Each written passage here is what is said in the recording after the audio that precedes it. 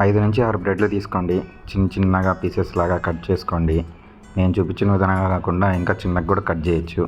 Tomato cut తీసుకోండి. పచ్చిమిరపకాయలు చిన్న పీసెస్గా కట్ చేసుకోండి. 3 టేబుల్ స్పూన్ ఆయిల్ వేసి ఫస్ట్ మనం కట్ చేసుకున్న ఈ బ్రెడ్స్ ఉంటాయి కదా, అవి చాలా చిన్నగా కట్ చేసుకోండి. అంటే నేను ఫస్ట్ ఫ్రై చేసిన తర్వాత కట్ చేసుకున్నా. మీరు కావాలంటే ముందే కట్ చేసేసుకోవచ్చు, ప్రాబ్లం ఏం లేదు. తర్వాత మళ్ళీ అదే కడాయిలోనే కొంచెం ఆయిల్, జీరా వేసుకొని పచ్చిమిరపకాయలు, మనం కట్ చేసుకున్న ఆనియన్స్, టమాటా అన్నీ వేసి పసుపు, ఉప్పు, కారం, garam masala, ginger garlic paste, tomato ketchup అన్నీ వేసుకొని బాగా కలిపి నూనె బాగా బయటికి తెలియేంత వరకు తీసి తింటే ఉంటుంది.